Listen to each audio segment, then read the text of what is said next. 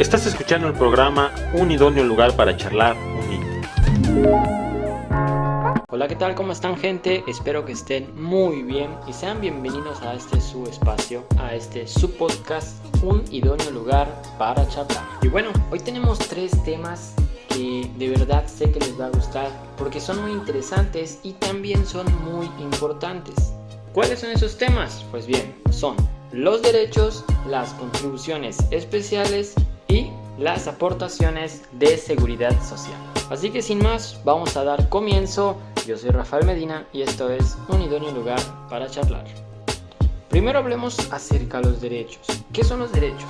Bueno, los derechos son aquellas contribuciones que se encuentran establecidas en la ley y hacen referencia al uso de los bienes públicos. Es decir, todos aquellos servicios públicos que nos brinda el Estado. Los derechos es la segunda contribución más importante dentro de los tributos mexicanos. Los derechos representan una necesidad para la mayoría de los ciudadanos, que en muchas ocasiones requieren de un servicio público que el Estado otorga y que beneficia de forma individual al ciudadano y que deben pagar porque es un servicio individual.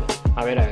Para no revolver y para ser más específicos, los derechos son aquellos servicios públicos que el Estado otorga para que nosotros los ciudadanos podamos gozar de aquellos servicios siempre y cuando nosotros lo necesitemos. Y ojo, solamente es de forma individual, no es grupal y solo beneficia a uno. Sonará muy loco, pero nosotros casi a diario pagamos derechos. Y ustedes se preguntarán, pues ¿cómo? ¿Cómo yo me relaciono de una forma diaria con los derechos?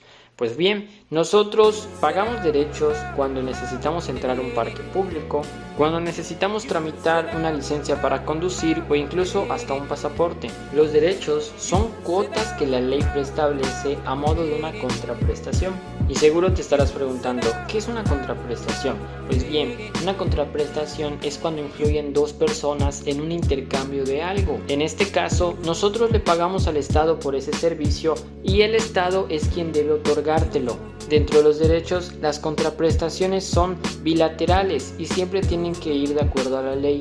Los derechos nacen por nuestra voluntad, no estamos obligados a reclamarlos, siempre lo vamos a solicitar cuando los necesitemos. Ese dicho servicio deberá ser de dominio público, es decir, el Estado deberá actuar con soberanía ante los gobernados. En resumen, la finalidad de los derechos no es de que los ciudadanos aportemos parte de nuestros ingresos para los gastos públicos del Estado. No hay que confundirlo, sino que el Estado a través de ese cobro busca cubrir los gastos que ellos han tenido por prestarnos ese servicio. También mencionar que existe algo llamado principios del derecho. Uno de ellos es la proporcionalidad, es decir, los tributos deberán ser siempre proporcionales, ya que el Estado deberá cobrar una parte adecuada y no excesiva de los ingresos de los gobernados. El Estado siempre se deberá orillar a las tasas y los montos adecuados para realizar sus cobros. Otro principio del derecho sería la equidad. La equidad la podemos definir como la igualdad y la igualdad la podemos definir como el trato que nos brindan aquellos servidores públicos a la hora de atendernos. Es decir, el servidor público deberá ser siempre igualitario con todos los contribuyentes sin excepción alguna. Ahora presta mucha atención. Hay una gran diferencia entre lo que es un derecho y lo que es un impuesto. Las personas suelen confundirlo bastante. Los impuestos son prestaciones traducidas en una obligación de dar y hacer, mientras que los derechos consiste en dar y recibir. En los impuestos tú tienes que dar porque estás obligado, pero en los derechos tú das, pero tienes el beneficio de poder reclamar un servicio. Los impuestos van a ser unilaterales y los derechos bilaterales. Y aquí te va la gran diferencia entre esos dos. Los impuestos van dirigidos para cubrir los gastos que realiza el Estado por gastos públicos. En cambio, el derecho se relaciona más con un costo a cambio del beneficio del gobernado. ¿Y quién es el encargado de regular los derechos? Pues bien, es aquí donde entra la Ley Federal del Derecho. Es un ordenamiento legal emitido por el Congreso de la Unión. Su principal característica es de precisar y determinar los tributos federales. Y por último mencionar que se deberá actualizar las cuotas del derecho de forma anual utilizando siempre el índice nacional de precios al consumidor. Y con esto cerramos el tema de los derechos para pasar a las contribuciones de mejora. Consiste en una obra pública. Esta obra pública lo realiza el Estado para todos los gobernados, para todos los ciudadanos, pero que de forma indirecta le beneficia en particular a uno. Y este beneficio consiste en un bien mueble que aumenta su valor a través de esa obra pública realizada. Este también es unilateral porque solamente es a través del obligado quien debe realizar el pago. La persona beneficiada o el particular no decide si quiere participar en la obra pública o no. O sea, si el Estado decide realizar la obra en su propiedad, el gobernado automáticamente se queda obligado de pagar esa contribución de mejora. En algunas ocasiones, estas contribuciones de mejoras son destinadas para los servicios públicos generales, es decir, para el gasto público del Estado. Ahora mucha atención, que vamos a hablar de un punto demasiado importante, que es la plusvalía. La plusvalía juega un papel muy importante dentro de las contribuciones, es decir, es el aumento de un bien mueble e inmueble, originado por actos ajenos al propio bien. Y la plusvalía es aquella que grava las contribuciones de mejora. Por último, mencionar que las contribuciones de mejora se dividen en dos partes muy importantes. Una de ellas es la teoría de la recuperación del costo y la otra es la teoría del incremento no ganado. La teoría de la recuperación del costo son aquellas contribuciones de mejoras que se fijan en razón del costo de la obra pública, mientras que en la teoría del incremento no ganado, las contribuciones de mejora se fijan en razón de la plusvalía o el aumento de valor del bien inmueble. De igual forma, en la parte de la recuperación de costo se cobra una parte del costo de la obra y se divide entre los beneficiados, mientras que en el incremento no ganado se cobra una cuota o porcentaje fijo sobre el aumento del valor del bien. Y bien, con esto vamos a pasar al tercer y último tema. Y vamos a hablar acerca de las aportaciones de seguridad social. Yo sé que más de una vez ya has escuchado de esto, sobre todo si son personas que están laborando actualmente. Y bueno, ¿qué son las aportaciones de seguridad social? Son aquellos aportes económicos que realizan los gobernados, los patrones y los trabajadores a fin de que el Estado les brinde seguridad social a las personas afiliadas, a los trabajadores afiliados. De igual forma, son los medios donde los trabajadores tienden para enfrentar situaciones extraordinarias como lo puede ser la invalidez, la enfermedad, la maternidad, los accidentes, y todo esto a fin de continuar con la perspectiva de sus ingresos ordinales. ¿Cuál es la finalidad de los aportes de seguridad social? Y bien, su finalidad es conseguir el bienestar de la población, brindando asistencia médica y medios de subsistencia. Aquellas aportaciones del Seguro Social se realizan en pagos, y estos pagos o aportaciones se realizan de forma mensual y bimestral por parte de los patrones y de los trabajadores.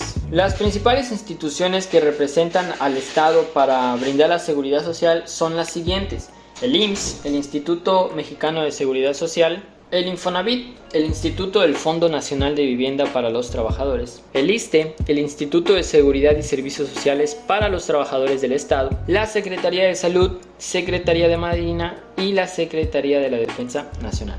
Me gustaría hacer hincapié en una institución en específico, que en este caso es el IMSS. ¿Cómo surge el IMSS? Bueno, el IMSS fue creado por el presidente Manuel Ávila Camacho el 19 de enero de 1943. Han pasado aproximadamente 78 años de su fundación y el IMSS sigue manteniendo y fortaleciendo su carácter público y social. Actualmente la dirección general está a cargo del maestro Zoe Alejandro Robledo Aburto. ¿Cuál es el objetivo del IMSS? El Seguro Social es un servicio público de carácter nacional y en su artículo 2 de la Ley del Seguro Social menciona lo siguiente: tiene por finalidad garantizar el derecho a la salud, la asistencia médica, la protección de los medios de subsistencia y los servicios sociales necesarios para el bienestar individual y colectivo, así como el otorgamiento de una pensión que, en su caso y previo cumplimiento de los requisitos legales, será garantizado por el Estado. La misión del IMSS es ser el instrumento básico de seguridad social establecido como un servicio público de carácter nacional para todos los trabajadores y sus familias. Su visión, en parte, es buscar un México con más y mejor seguridad social. Los movimientos afiliatorios del IMSS son aquellos avisos que presentan los patrones sobre los registros de sus trabajadores afiliados al régimen del Seguro Social. Esto tiene su argumento legal, justificación legal, en el artículo número 15, fracción 1 de la Ley del Seguro Social, que dice lo siguiente: los patrones están obligados a registrarse y a inscribir a sus trabajadores al instituto, comunicar sus altas, bajas, las modificaciones de su salario y los demás datos, dentro de plazo no mayores de 5 días hábiles. Estos movimientos pueden ser alta, reingreso, modificación de salario y baja. Existen diversas formas para poder realizar estos movimientos afiliatorios. El IMSS nos brinda una herramienta llamada ITSE, que significa IMSS desde su empresa. En esta plataforma nosotros podremos llevar a cabo diversos trámites de forma electrónica y en línea, como lo son los movimientos afiliatorios, al igual que la presentación de la determinación de primas de riesgo de trabajo, entre otros. Esta herramienta más que nada le permite a los patrones agilizar la comunicación al instituto. Y también lo podemos hacer de forma presencial. Si nosotros no estamos tan acostumbrados, tan relacionados con la tecnología, podemos realizar estos trámites de forma tradicional, acudiendo a la subdelegación que controla el registro patronal, de lunes a viernes en días hábiles para el IMSS. Dentro de los movimientos afiliatorios del IMSS están los movimientos afiliatorios patronales, Uno de ellos, y el más importante, es el alta patronal. El alta patronal es un registro de un empleador, de un jefe, ante el Instituto Mexicano del Seguro Social. Todo esto para cumplir con sus obligaciones patronales. El registro patronal también se puede entender como la clave o número que el IMSS te asigna como patrón. Supongamos que eres un patrón y que no tienes dado de alta a tus trabajadores. ¿Qué pasaría si no cumples con tus obligaciones patronales? Una muy buena pregunta, ¿no crees? Bueno, si no cumples con tus obligaciones como patrones del IMSS, pueden sancionarte de acuerdo a lo que la Ley del Seguro Social establece en su reglamento para la imposición de multas por infracción a las disposiciones de la Ley del Seguro Social y sus reglamentos. Existen muchas modalidades de la A a la G para poder darte de alta como patrón ante el IMSS. Los más importantes en este caso, o los más frecuentados, es la modalidad A para personas físicas y la modalidad C para personas morales. Ya los demás son desgloses de acuerdo al tipo de giro de la empresa. Para poder darte de alta necesitas una serie de documentos. No son muchos, son los básicos como la CURP, el acta de nacimiento, entre otros. Ahora, ¿quién paga el seguro social? Este importe lo deberán pagar tanto las empresas como los trabajadores que estén dados de alta ante el instituto, desde el primer día que se les dé de alta hasta que se les dé de baja. Pero, ¿cuánto es lo que deben pagar cada parte? Pues bueno, no todas las empresas pagan lo mismo. Esto dependerá de siguientes factores. 1. El salario del empleado. 2. Los conceptos por los que se cotiza, es decir, la base de cotización. Y 3. Los porcentajes que se aplican a cada una de las bases. El patrón deberá generar una determinación de la cuota obrero patronal por medio de otra plataforma que nos brinda el IMSS, el SUA, el Sistema Único de Autodeterminación. Una vez que se genera ese importe total de la cuota obrero patronal, en algunos casos se les descuenta vía nómina a los trabajadores. ¿Dónde podré pagar estas cuotas patronales? Bueno, estas cuotas patronales podrán ser pagadas a través de la plataforma llamada SIPARE, el Sistema de Pago Referenciado. Muy bien, ya vimos la parte de los movimientos del patrón. Ahora vamos a hablar acerca de los movimientos del colaborador en el IMSS. Vamos a comenzar con el alta de colaborador. Este es un aviso que presenta el patrón por aquellos colaboradores permanentes por obra o tiempo determinado o eventuales que se incorporan a laborar para inscribirlos ante el instituto. Este movimiento deberá presentarse dentro de los 5 días hábiles contando a partir de la fecha que inició la relación. ¿Y por qué es importante dar de alta a nuestros trabajadores? Bueno, primero que nada, aclarar que esto es una obligación. Estamos obligados como patrones a dar de alta a nuestros colaboradores. El IMSS puede inspeccionar a las empresas a veces de forma aleatoria o mediante una denuncia que presenta algún empleado afectado, y en caso de estar incumpliendo con los movimientos afiliatorios ante esta institución, podría ser penalizado. Y el segundo, el asegurar a nuestros colaboradores, es brindarles la confianza el interés por su integridad. O sea, al hacer esto estaremos brindando el acceso a la atención médica, les abriremos la posibilidad de comenzar a ahorrar para su retiro y también de obtener un financiamiento para su vivienda por medio del Infonavit. Personalmente diría que no hay que tratar de ver a los movimientos afiliatorios como una obligación. Lo son, sí, pero más que nada hay que ver por la integridad de nuestros trabajadores, ser personas empáticas más que nada.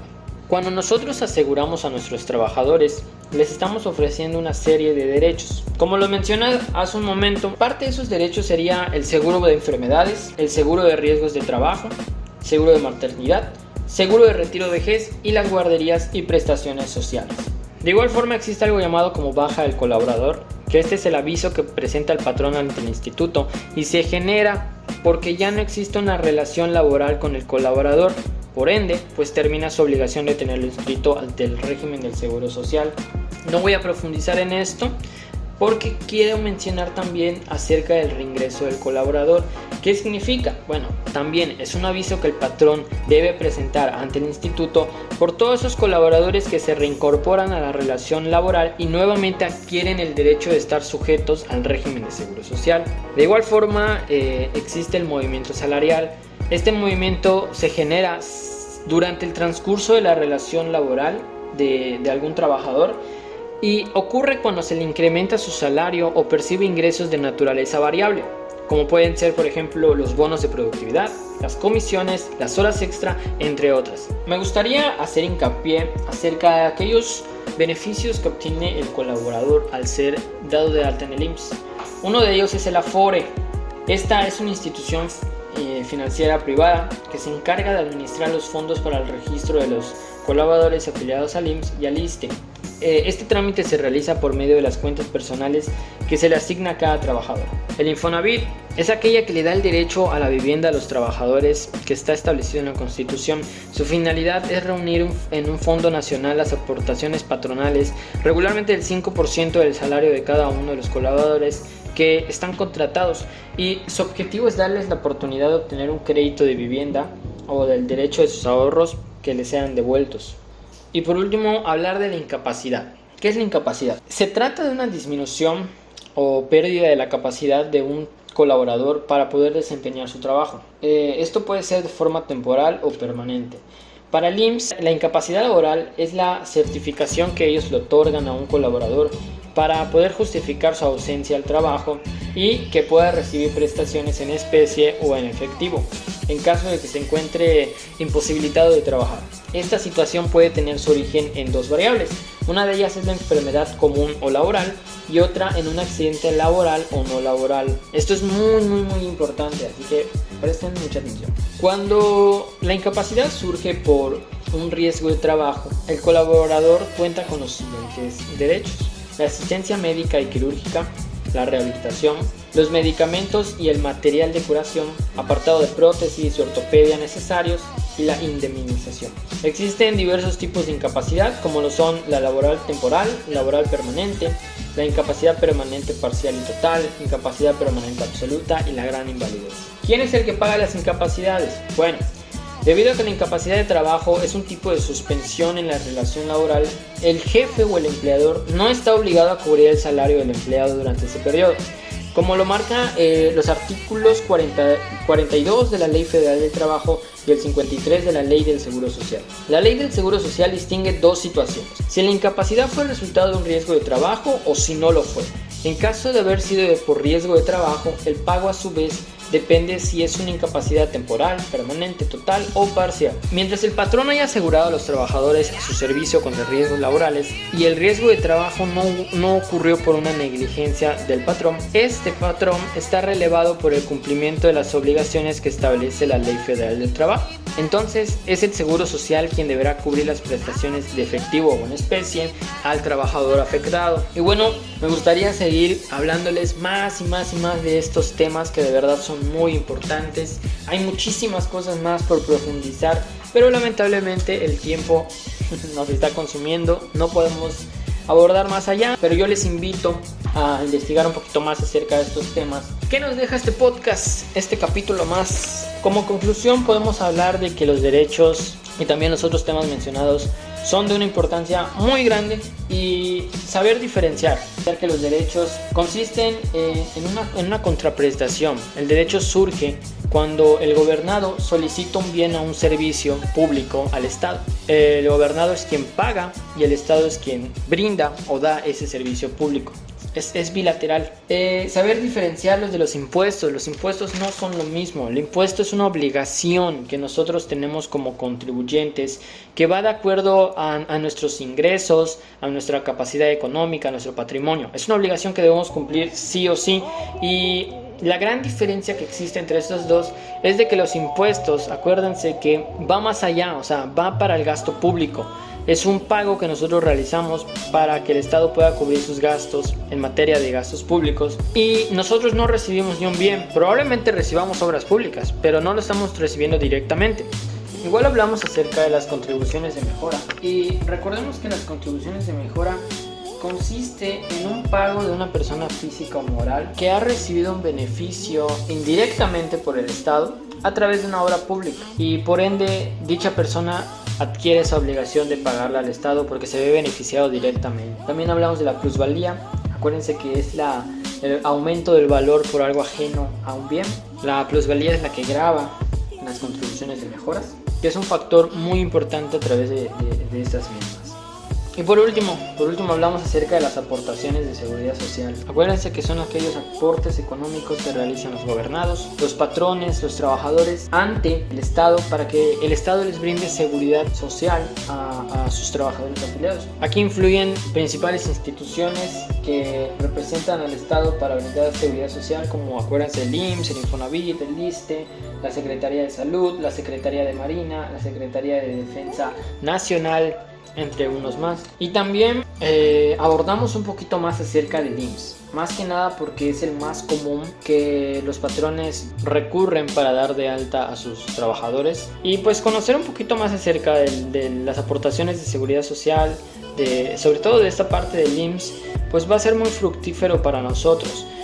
Yo soy un estudiante, actualmente estoy cursando la carrera de Contabilidad Pública y Finanzas en la Universidad Interamericana para el Desarrollo, la UNIC, y me encuentro en el tercer cuatrimestre. Entonces, conocer estos temas para mí es vital, es información pura, porque nos va a servir a nosotros como próximos contadores públicos, si Dios quiere, porque nos va permitiendo la familiarización con un poquito más de esta institución, ¿no? También recordar que dar de alta a nuestros colaboradores se puede describir como un acto de responsabilidad e interés por la salud, integridad y futuro de nuestro personal. No vamos a verlo como una obligación, yo les invito a no hacerlo de esa manera, ser conscientes de que sí lo es, pero más que nada tratar de hacerlo como un acto de solidaridad ante nuestros miembros empresariales. También es muy importante conocer acerca de las suspensiones laborales, las incapacidades y saber diferenciarlas. Muchas veces este tema es muy confuso para los colaboradores, para algunos patrones también, y lamentablemente la situación en México va un poquito en decadencia, no es como debería ser, no se cumple como se debería cumplir. Muchas empresas simplemente prefieren no dar de alta a sus trabajadores para no cumplir con su responsabilidad, y son patrones antiéticos que están lucrando, que no están cumpliendo en su totalidad con su responsabilidad, y sobre todo que pues lamentablemente no le están brindando sus derechos suficientes que le corresponden a los colaboradores. Y bueno, así se va un podcast más, un capítulo más. Me paso a despedir. De verdad, muchísimas gracias por su tiempo, por su atención, por haberme escuchado una vez más otro capítulo de su espacio, de su podcast. Espero que estén muy bien, espero que les vaya muy bien en la vida, en el ámbito laboral, en lo personal, que estén alegres, que estén felices, y nos estamos viendo en otro capítulo. Nos estamos escuchando, mejor dicho. Saben que son bienvenidos en su espacio, un idóneo lugar para charlar. Nos vemos hasta la próxima. Bonito 1 de julio, bonito día, cuando sea que lo estén escuchando. Adiós.